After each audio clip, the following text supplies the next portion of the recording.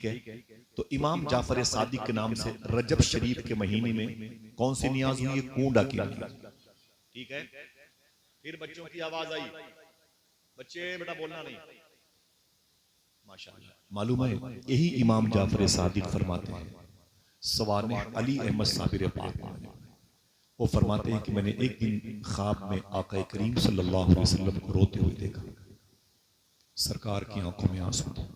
हुजूर तशरीफ फरमाते हैं, हुजूर के करीब में हुजूर की लाडली बेटी मखदूमा फातिमा बैठी, पूरी फैमिली हुजूर के घर की सामने मौजूद थी, सिवाय इमाम हसन और हुसैन के सब बैठे हुए थे।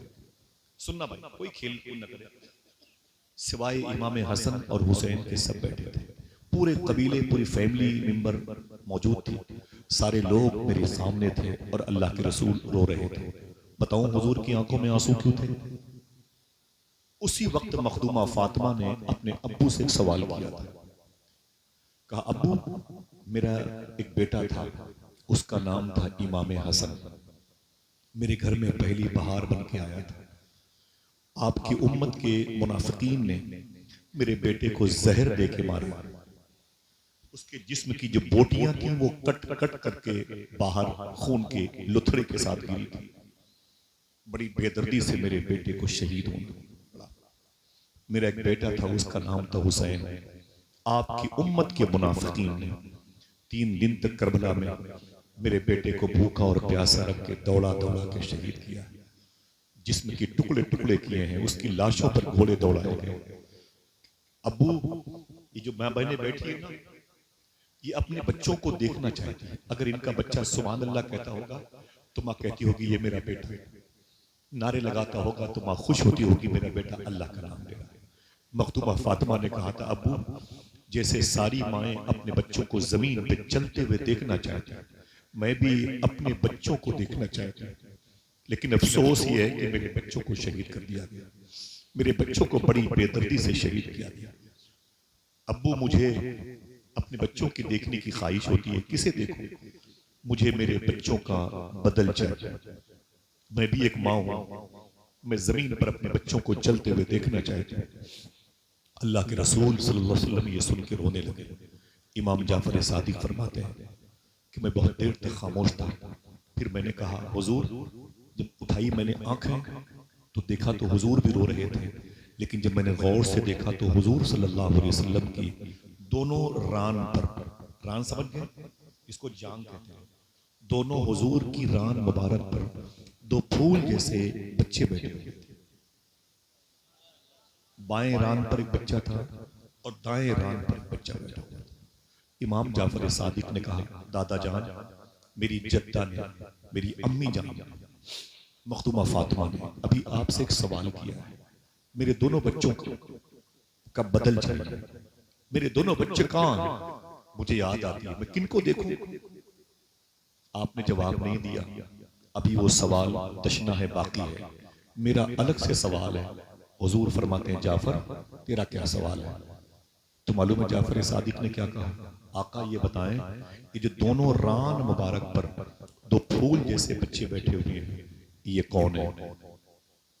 एक इधर बैठा हुआ फूल जैसा शहजादा, ये कौन है? सरकार ने दोनों बच्चों को देखा, आंखों में आंसू लाके बोले, ये जो मेरा बाएं तरफ बैठा है, जब ये जमीन पर आएगा दुनिया इसको साबिर पाक के नाम से याद करेगी। जो मेरे दाएं तरफ बैठा है, जब ये जमीन पर आएगा दुनिया इसे शेख अब्दुल कादिर जीलानी कहेगी। फिर मेरे आका फरमाते, ये सादात उन्हीं नस्ल मुबारका की आवाज है और ये फुकरा उन्हीं सादात से मोहब्बत करने वाले हैं। मालूम है अल्लाह के रसूल ने क्या फरमाया? ऐ मेरे बेटे जाफर, ये मेरा साबिर है, ये मेरा अब्दुल कादिर है। अभी मेरी बेटी ने मुझसे पूछा, मुझे हसन हुसैन का बदला चाहिए, तो ये दोनों हसन हुसैन का बदला है, ये दोनों हसन हुसैन का बदला है। कहा क्या मतलब? कहा क्या मतलब? कहा कि लोगों ने मेरे बेटे इमाम हसन को जहर दिया था और उनके जिस्म की बोटियां मगरिब की नमाज के बाद कट कट करके जमीन पर गिरती थी। साहिबो पता है आपको, ये हुजूर के बेटे इमाम हसन नवासे, जब इनको जहर दिया गया था ना, इनके जिस्म की बोटियां खून में लथपथ होकर के अंदर से बाहर गिरती थी।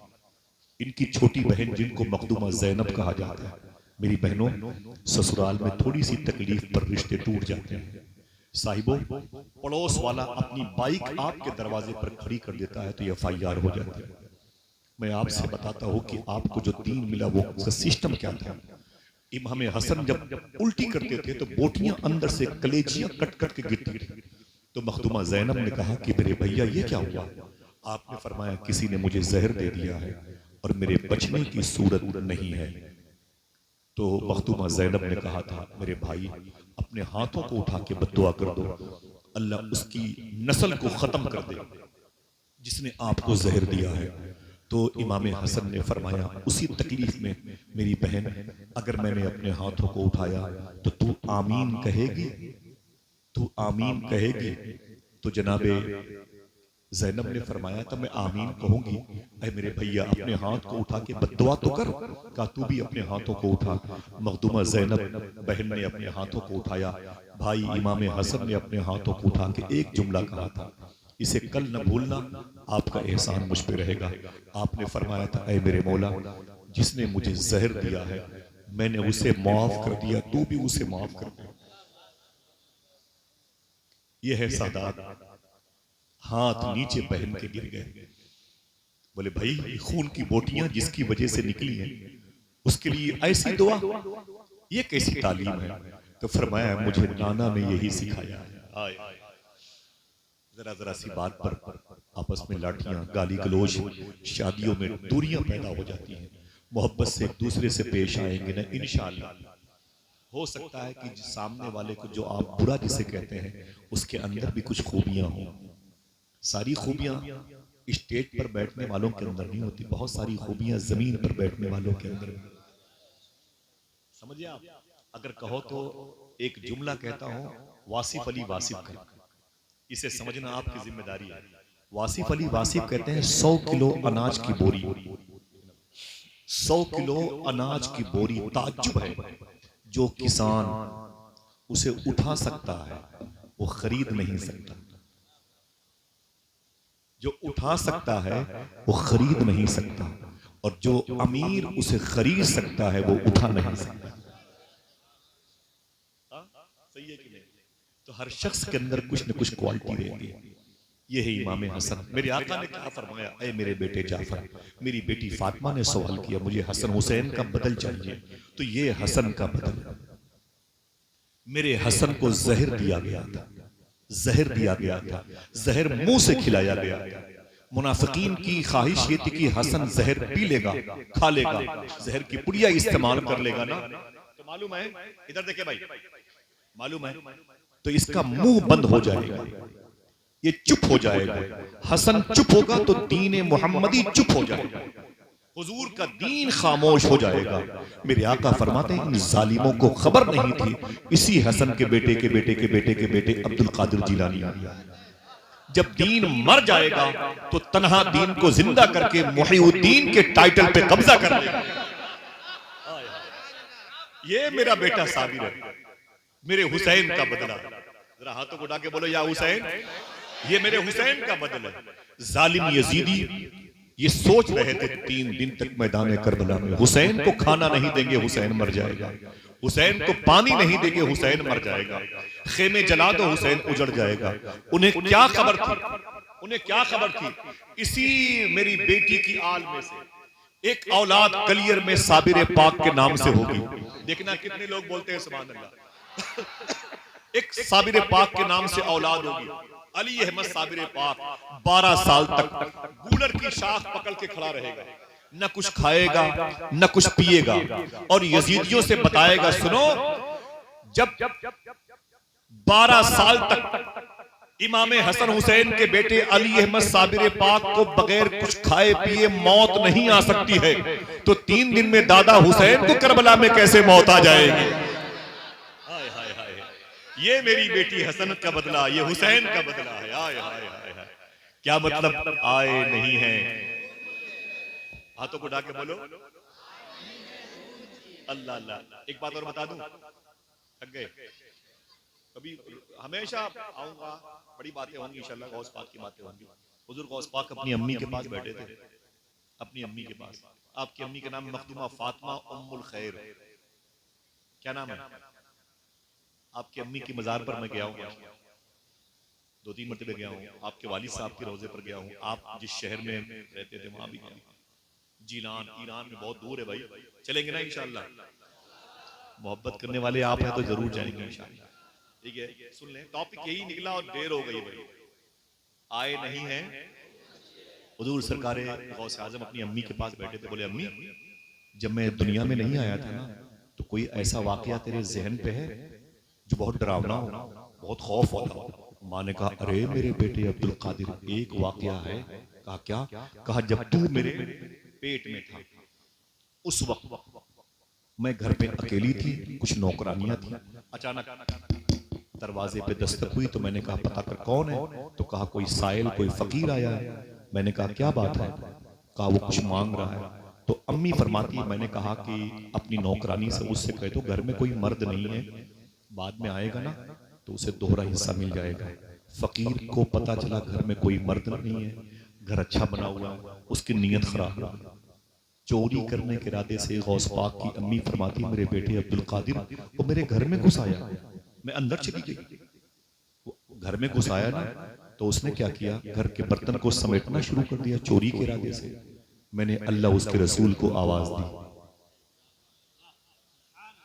क्या मतलब, मोहम्मद सल्लल्लाहु अलैहि वसल्लम मुस्तफ़ा का नाम भी क्या इसमें आजम है, जहां कोई न काम आए वहां ये काम आता है। कहते मैंने जैसे आवाज दी ना अचानक पीछे पहाड़ियां हैं, कभी चलेंगे ना इंशाल्लाह। जीलान में ठंडी जमीन है, आइसलैंड है, बर्फबारी बहुत होती है, पहाड़ियों का इलाका है और बहुत ही ऊंची ऊंची पहाड़ियां हैं, पेड़ पौधे और खूबसूरत वादियां हैं। गौस पाक की अम्मी कहती पता नहीं कहां से पहाड़ी से निकल के अचानक एक शेर आ गया, एक शेर अचानक आ गया सामने और आकर के उसने उस चोर पर हमला किया। जब उस चोर पर हमला किया तो जबड़े उसके फाड़ दिए, दो हिस्सों में तब्दील किया, उसको पकड़ा दबोचा और पहाड़ियों में जंगलों में गायब हो गया। आज तक मेरे बेटे अब्दुल कादिर इस वाक़े को याद करते हो तो डर जाते हो, बड़ा भयानक मंजर था। हुजूर गौस पाक हंसने लगे, फरमाया अम्मी क्या उस शेर को पहचानती हो? तो फरमाया ना बेटे शेर को कौन पहचानता है। तो गौस पाक ने कहा वो अब्दुल कादिर ही था जो शेर के देश में तेरी हिफाजत के लिए आया। एक बात बता दूं आपसे, कई मर्तबे हुजूर गौस पाक ने, उलमा बैठे हैं जिम्मेदार लोग, कई मर्तबे हुजूर गौस पाक ने अपने जिस्म की हैयत को बदला। किताब इंशाअल्लाह। हुजूर गौस पाक के अब्बू का नाम था शेख मूसा जंगी दोस्त और ये वाकया बड़ा मशहूर है कि आपने बहता हुआ सेब खा लिया था। पता है आपको? किसको किसको पता है? जल्दी बोले भाई, माइक सबको दो, बयान करें। पता है? गौस पाक के अब्बू ने बहता हुआ सेब खाया था, याद है ना भाई? मैंने उस नदी में वजू किया, मैंने उस नहर में वजू किया जिस नहर के पानी में बहते हुए सेब को गौस पाक के अब्बू ने खाया। अल्हम्दुलिल्लाह, चलेंगे ना इंशाअल्लाह? हाँ तो गुडा के बोलो इंशाअल्लाह। कौन सा लगाएंगे नारा? लब्बैक। माशाअल्लाह, अल्लाह बरेली की जर्रों को सलामत रखे। सुभान अल्लाह। मालूम है हुजूर गौस पाक के अब्बू ने, मुझे बात खत्म करता हूँ, हुजूर गौस पाक के अब्बू ने बहता हुआ सेब खा लिया। कौन सा सेब खाया था? खूब समझ के बोलना, ये पढ़े लिखे लोग पढ़े हुए हैं। कौन सा सेब? आवाज कमजोर है, तोड़ा तो नहीं, ठेले पे लेके भागे तो नहीं? बोलो भाई। फिर सेब कहाँ था? हाँ, नदी में बहता हुआ सेब खा लिया। तो मालूम है उसका जुर्माना कितना भरना पड़ा था? मालूम है? 12 साल तक उस सेब की बाग को सींचना पड़ा था। जुर्म क्या था? सेब खा लिया। सेब कहाँ था? नदी में बहता हुआ जा रहा था। बोलो भाई, थोड़ा तो नहीं था ना? पेनाल्टी कितनी लगाई शेख अब्दुल्ला सोमई ने? बोले आपने बहुत बड़ी गलती कर दी है, आपको 12 साल तक मेरे पेड़ों को सींचना होगा तब मैं माफ करूंगा। गौस पाक के अब्बू ने एक सेब के बदले में 12 साल तक सेब की बाग की सिंचाई की। मैंने इलाहाबाद के उस दुर्वेश से पूछा, हुजूर गौस पाक के अब्बू का जुर्म इतना बड़ा नहीं है जितनी बड़ी सजा है। जुर्म क्या था? हमें खाने पीने की बात है भाई, बोलो जुर्म क्या था? बहता हुआ सेब खा लिया। और पेनाल्टी कितनी लगी थी? 12 साल। ज्यादा है कि नहीं? बोलो भाई। मैंने कहा हुजूर ये जो ज्यादा लग रहा है, सेब तोड़ा भी नहीं, चुराया भी नहीं, जेब में रखने के लिए ठेले से बहता हुआ सेब जा रहा था। अगर गौस पाक के अब्बू उस बहते हुए सेब को न खाते तो सेब सड़ जाता। सही है ना भाई? और तो गौस पाक के अब्बू ने सेब को सड़ने से बचा लिया, तो इसमें कौन सा जुर्म कर दिया? सेब को सड़ने से बचाया गौस पाक के अब्बू ने, उसके बदले में 12 साल की पेनल्टी। देखना है कि कितने लोग सुभान अल्लाह कहते हैं। क्या जवाब दिया? खुदा की कसम सोने की कलम से लिखे। आप फरमाते हैं मेरी बहनों, तुम्हारी गोद की औलादें उसी वक्त नेक होंगी जब इन बातों पर अमल होगी। गौस पाक के अब्बू ने कहा था, फरमाते हैं सूफी साहब की गौस पाक के अब्बू ने कहा कि अगर मैंने खाने पीने में इस कदर एहतियात से काम नहीं लिया तो मेरे घर में औलिया का सरदार शेख अब्दुल कादिर जिलानी कैसे पैदा होगा? अल्लाह अल्लाह। गौस पाक की जो सबसे बड़ी करामत है वो क्या है? जल्दी बताओ, इनाम पाओ। मुर्गे को जिंदा करना कि मुर्दा दिलों को जिंदा करना कि पत्थरों से अपने लिए सलाम की बारात सजा लेना, क्या है गौस पाक की सबसे बड़ी करामत?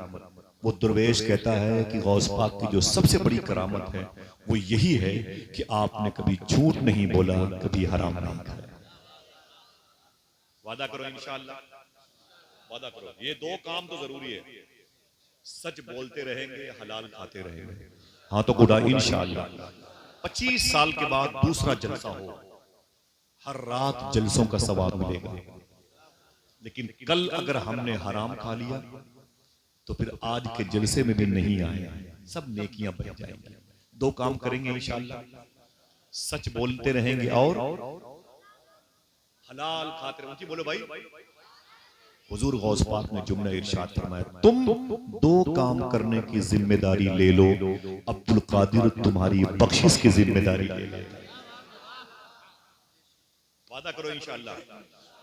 हाँ, मुसलमानों में हराम खाने की रवायत बढ़ गई। कुछ बड़े बड़े लोग ना मुसलमानों के पास बैठ करके बच्चों के पास उनको रिश्वत और दलाली की तरफ भगाते हैं, बच्चों का दिमाग खराब हो जाता है। वादा करो इंशाअल्लाह हलाल खाएंगे, दिल से बोलो इंशाअल्लाह। वादा करो इस पर कायम ना इंशाअल्लाह। नमाजों की पाबंदी करना। हाँ, मैं एक बात अक्सर बताता हूँ, ये तेग अली शाह एक बुजुर्ग है, इधर मुजफ्फरपुर सुरकाही शरीफ के सरकार मुफ्ती आजम आलम ने जिनके लिए रो के दुआ फरमाई। तेग अली शाह एक मुरीद के यहाँ गए, अब सलाम पढ़ना है, मुरीद के यहाँ गए तो आपने मुरीद से कहा कि मेरे लिए लोटे में पानी लेके, लोटे में पानी लेके आओ। जैसे वो पानी लेके आए ना तो आपने फरमाया मेरा घोड़ा भूखा है, इसको चारा खिलाओ। तो मुरीद ने घोड़े को चारा ला के दे दिया। तेग अली शाह सरकार ने वजू किया, नमाज पढ़ी, दुआ कर रहे थे कि मुरीद दौड़ा हुआ आया, कहा हुजूर घोड़ा बीमार पड़ गया। मेरी माँ बहनों सुनना और आप भी सुनना, बच्चे सुने जो स्कूल के बस्तों में एक दूसरे से पेंसिल निकाल के गायब कर देते, सुने, खबरदार हराम नहीं, इंशाअल्लाह हलाल चलेगा इंशाअल्लाह।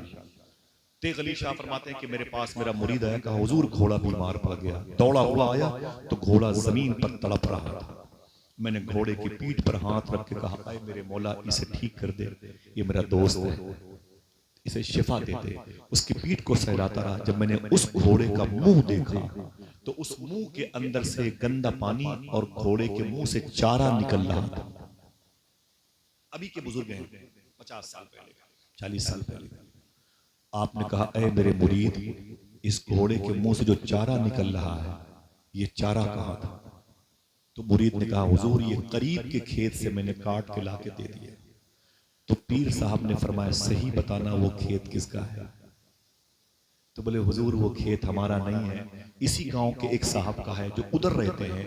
तेग अली शाह सरकार ने फरमाया, सच बताना क्या तुमने उनसे पूछा नहीं? बगैर पूछे खेत से चारा काट के ला के मेरे घोड़े को खिला दिया। बोले हुजूर वो कैसे पूछता, जल्दी थी, वो थे भी नहीं, मैंने जल्दी में काट के ला के खिला दिया।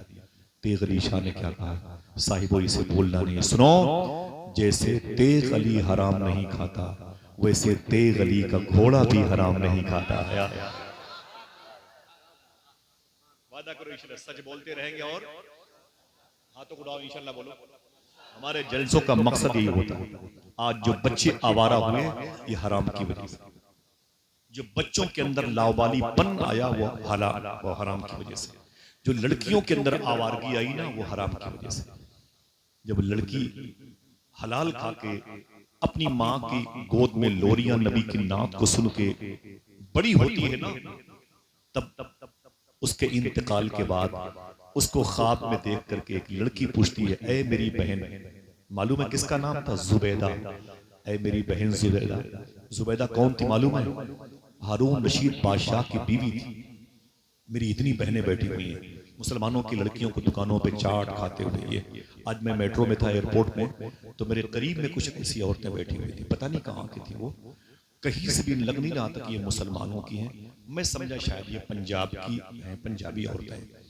और इस कदर मतलब अल्लाह माफ फरमाए, तो किसी का फोन आया तो उसमें एक लड़की ने सलाम किया।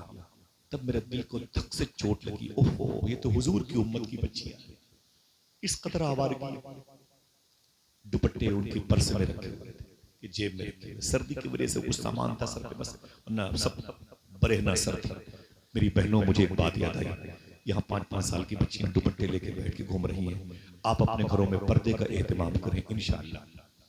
दिल से बोले सलाम पढ़ना है। जुबैदा नाम की एक औरत है, उसकी मज़ार शरीफ बगदाद में करख मोहल्ले में, हारून रशीद की बीवी है। इनकी माँ का नाम था खेजरान।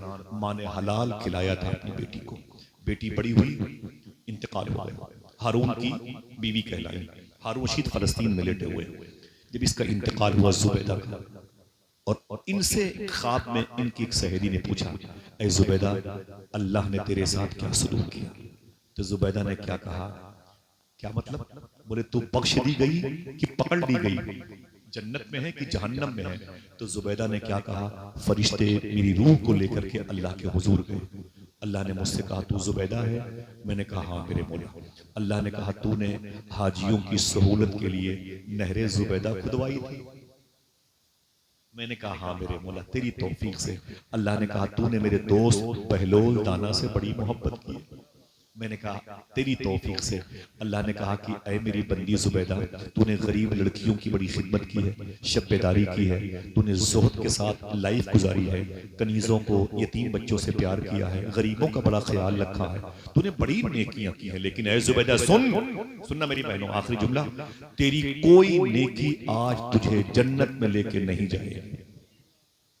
तेरी सारी नेकियां ये रखी हुई है। वादा करो अपने हाथों को उठा के अपनी बहनों को बताओ कि इंशाअल्लाह, इंशाअल्लाह बोले इंशाअल्लाह।